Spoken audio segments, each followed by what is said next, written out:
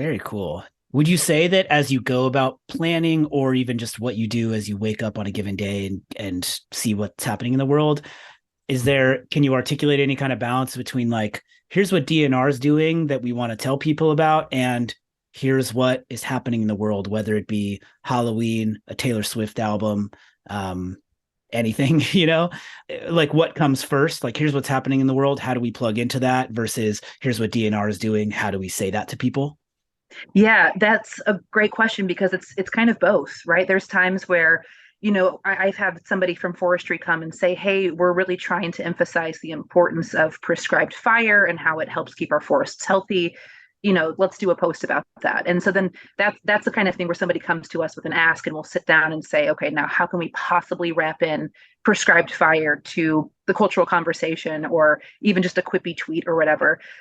So that's an example of the idea or the outcome coming first. And then other times I'm just on Twitter and I see that people are waiting forever for a Taylor Swift, access code, and it's like, well, let's see, how can we jump in on that, and then how could we tie that back to the stuff that we do?